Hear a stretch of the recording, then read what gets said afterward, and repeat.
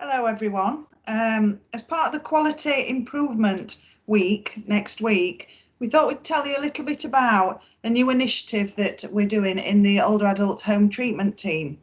My name's Rachel Noble. I'm one of the team managers team, and I'm with Julia Greetham and Jenny Dobson, who are both have the role of Carer Liaison worker in the team. So it's just going to be a very informal chat about what we're doing, but hopefully you'll find it interesting and might give you some ideas for your own areas.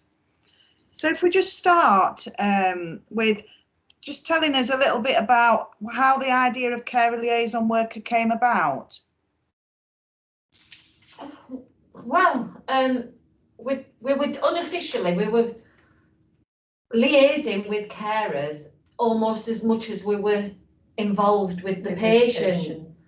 So, and then it just in a general discussion through a few people in the team, we said, oh, and one of our colleagues, as well, went to Leeds, to an area there about the accreditation, and they'd got a Carer Liaison group. Yeah.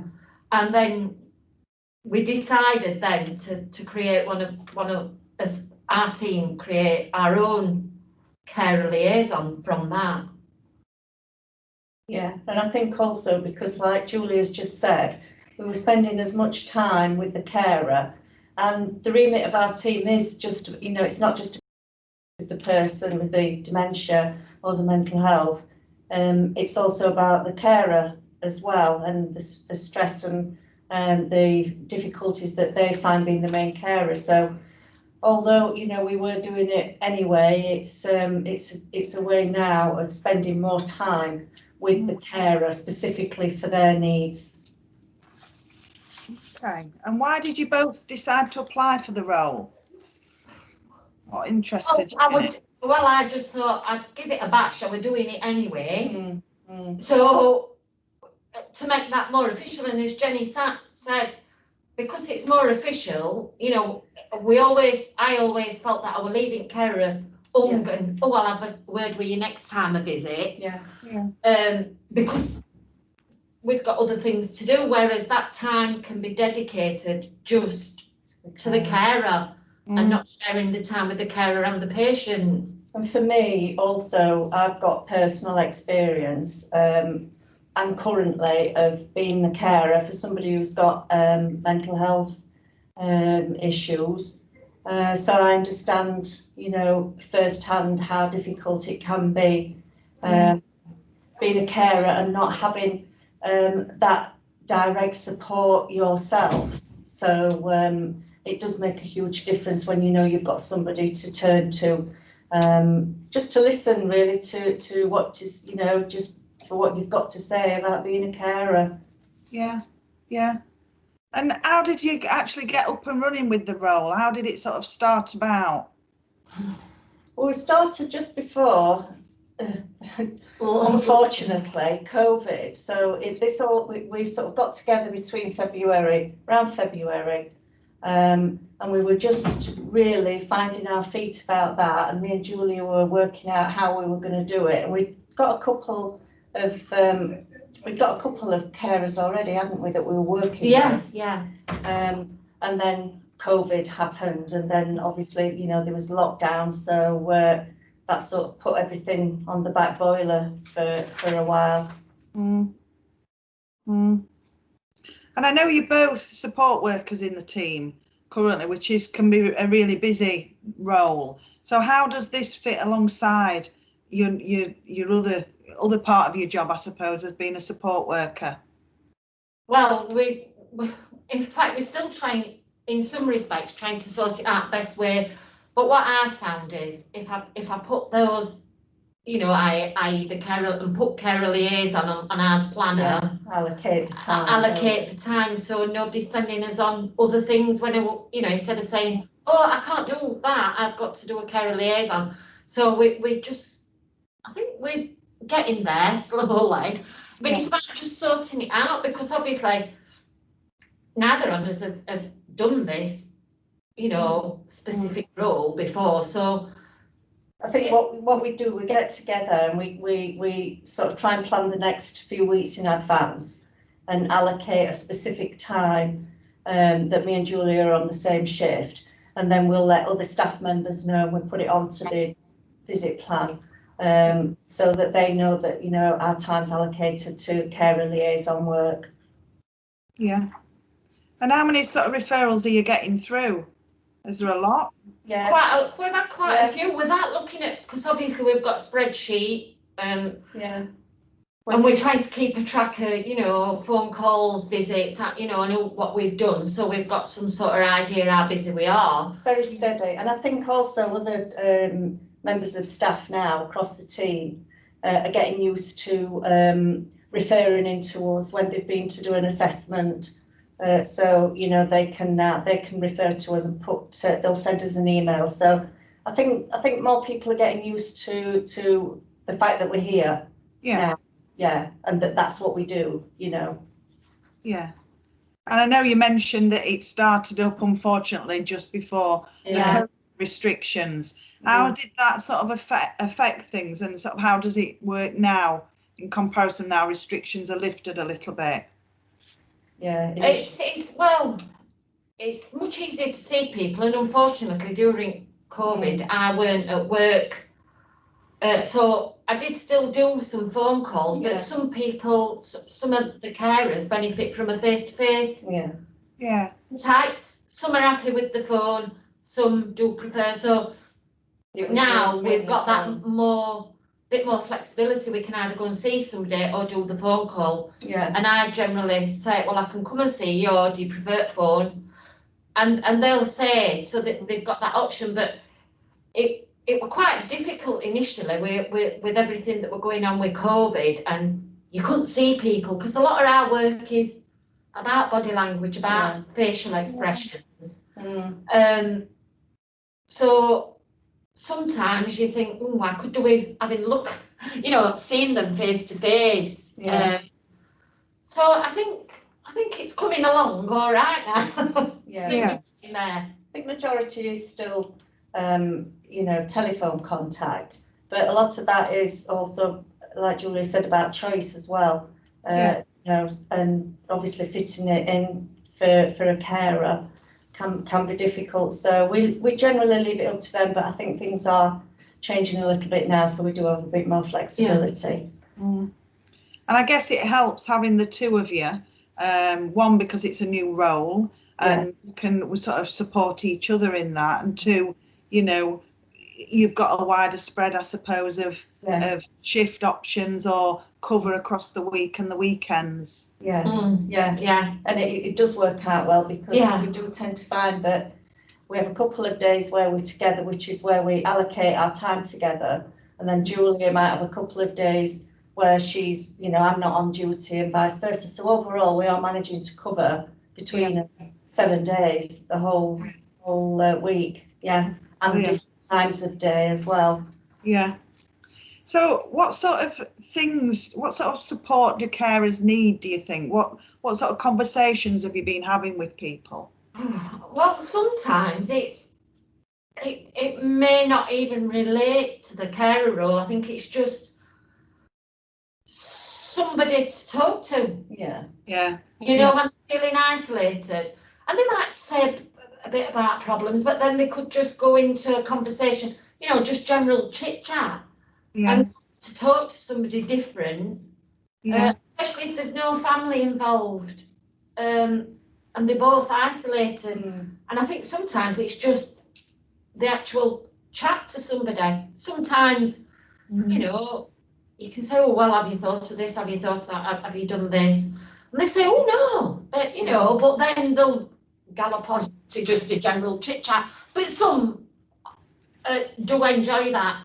There are some times where we can sort of like identify areas where a carer might, you know, need to be putting certain things into place, or they just don't understand the whole presentations of dementia. I think a lot of people think that dementia is just about a poor memory, and it's not. It's also about behaviours, and there's a lot of education that we do with with a lot of carers, and sometimes other times it doesn't always help.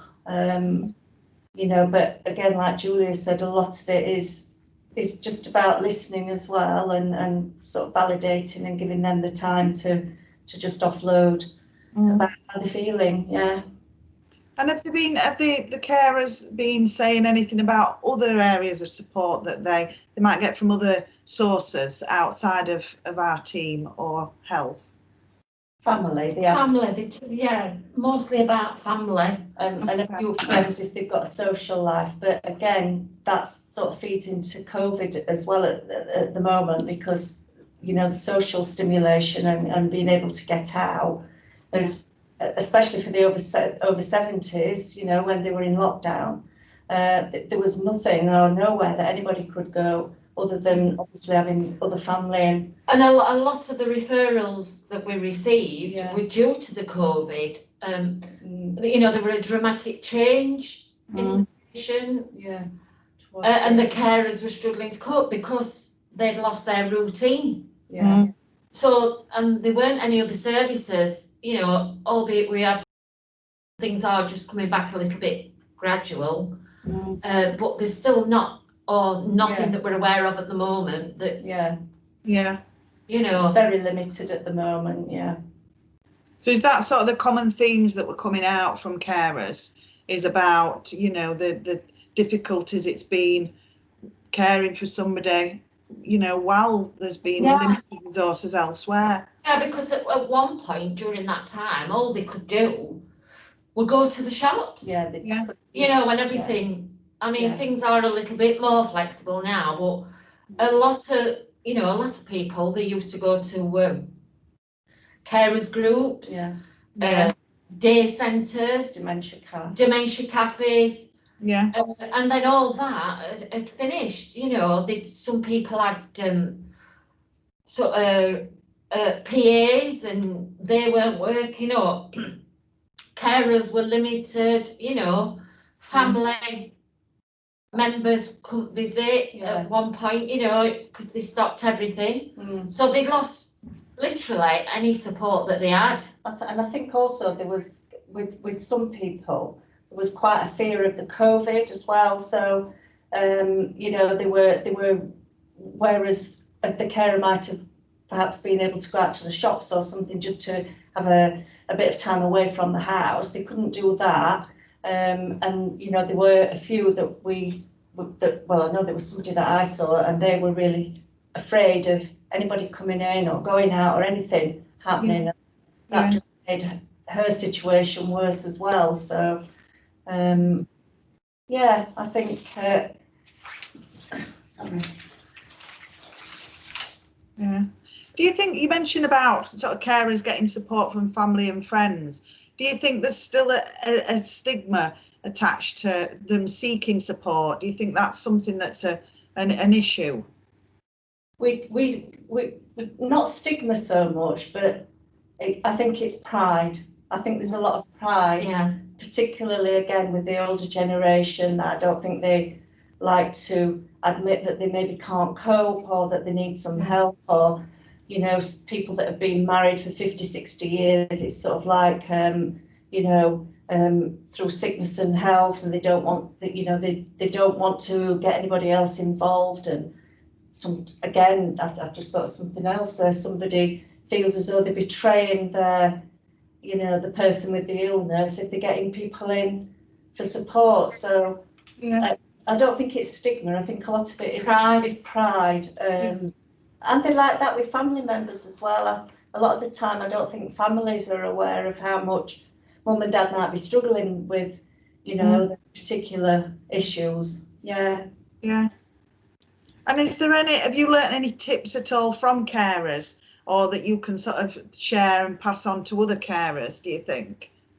I wouldn't say. Not yet, no, because you know, obviously most people are referred to us because they need tips themselves about how to you know, support. But also it'll be good when me and Julia are able to sort of like explore and find out other services and other support services, and how they can manage. I mean, we do have some sort of general literature for like education, you know, about ways of communicating, but each person's so different and each situation's so different and so unique. So, you know, you just have to sort of work with how they are. Yeah. But Yeah. No, I don't think I have, but No, I think it's because I think it's just because of the crisis that everybody's in with COVID, and I think that's the reason that we haven't really sort of picked anything up, you know, because we haven't had any comments from carers, oh, that carers group's marvellous, or that day centre's lovely, and you know, things like that, and they did this or they did that at day centre, or when they went out with PA, they had a lovely time, they went to such a place. Whereas sometimes in that sort of conversation, you pick things up and say, oh, where did you say that were? Or but that's not been happening because they know where to go. So maybe that's something that'll improve as hopefully as things go on. Do you think the work that you're doing with carers then, do you think that's helping get the patient, get the right care and a treatment? Do you think it's making an impact on the patient as well? Indirectly, because, you know, it's the carer that we're seeing, and it's them that's suffering through stress or whatever. Definitely. So I think if we're improving the carer stress, and the carer well-being, then that's going to have an impact on the patient that's after, or the family member that they're looking after, should I say. I think, as we touched earlier on in one of the other questions, it's a bit like if that carer knows that they've got a port of call and that they've got a contact number, and again, we're available 7 days a week, 8 till 8. And generally speaking, you know, we cover that, so they know that we're here for them as well, and obviously it's going to have a more positive effect if they feel supported on their caring role. Definitely. And how does it, do you feel it increases your sense of job satisfaction having this additional role? Yeah, definitely. I think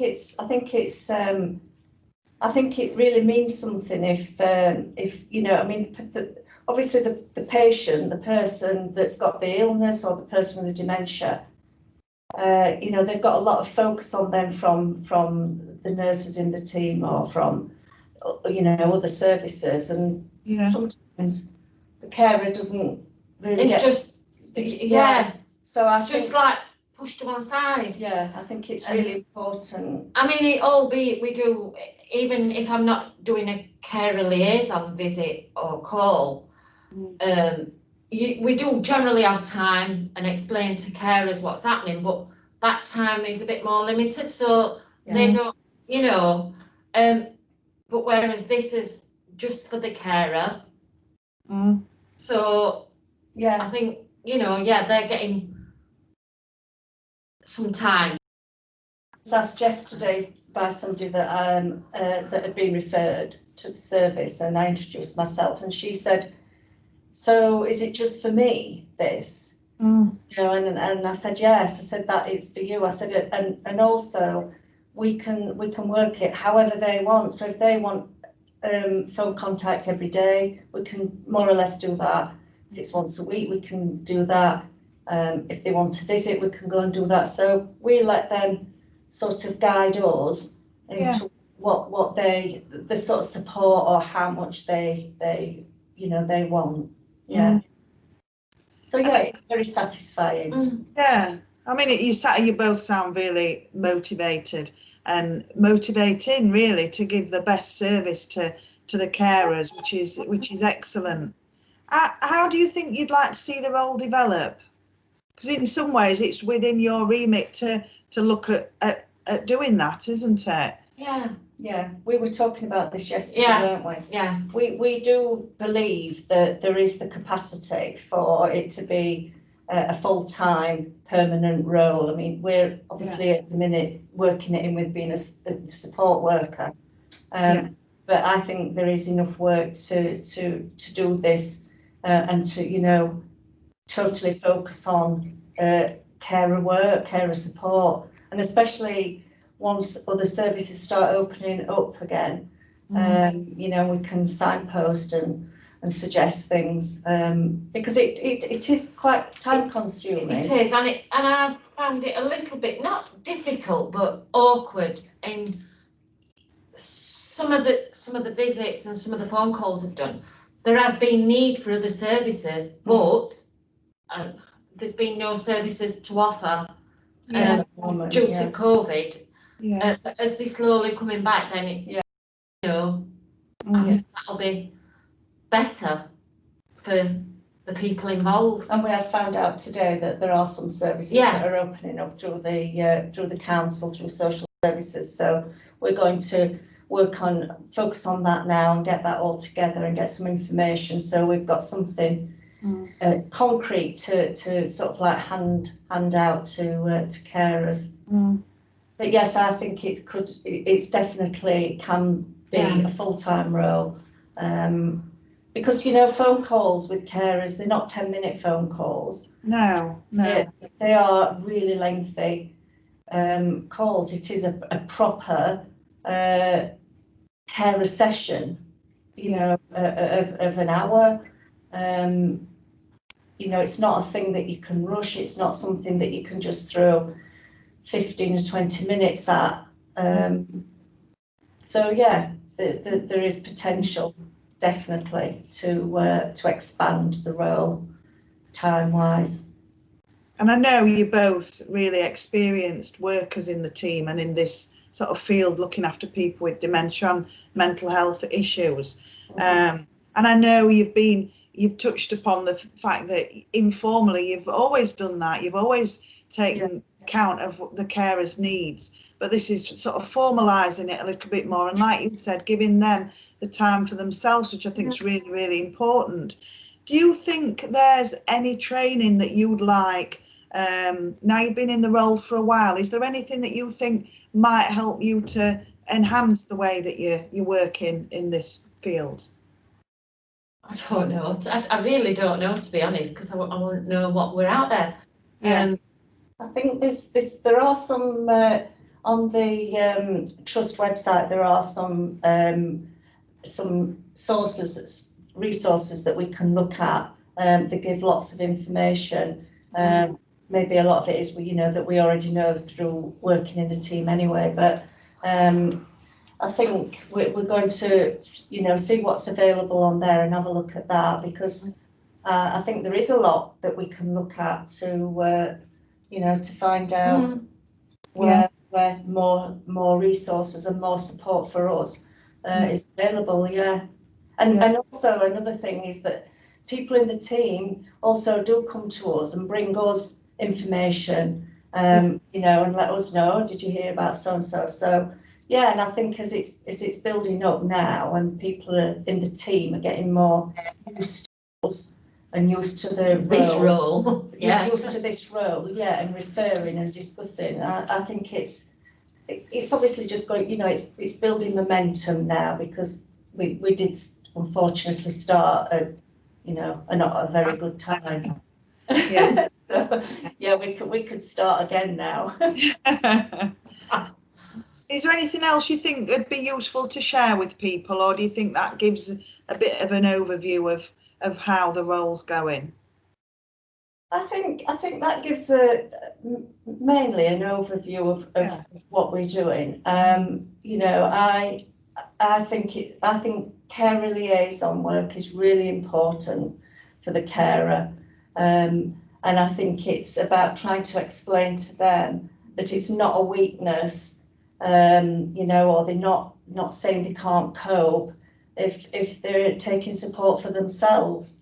A lot of people say, I'll accept anything to get me through, and then there's other people that just just won't. And Yeah. I think it's just about trying to show them that, you know, it can really work. Yeah. It work well, and it can take the pressure off them as a carer, which ultimately impacts on the well-being of the person with the illness. Yeah. And it extends to family as well, to other family members. I think if other family members know that mum or dad's got their own sort of support, I think that helps, you know, them. It just sort of ripples out and helps the whole family. And sometimes all the family need support, and that has been known. We've got one at the minute, and that all the family members want carer support because, you know, none of them are managing very well. So, yeah, it's not just always the spouse. No.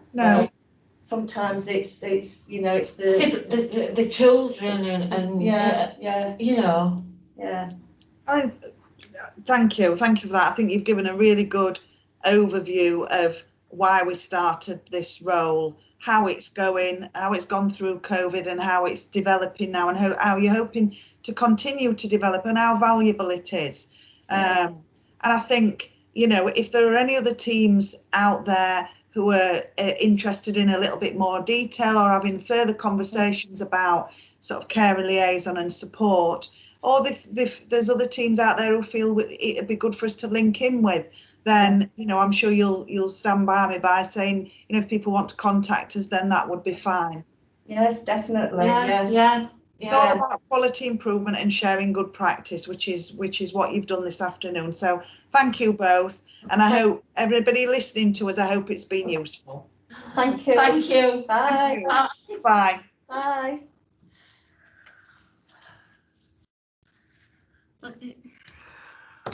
Shall I get rid of this? Switches off. Oh, thank God for that. I dropped my nose.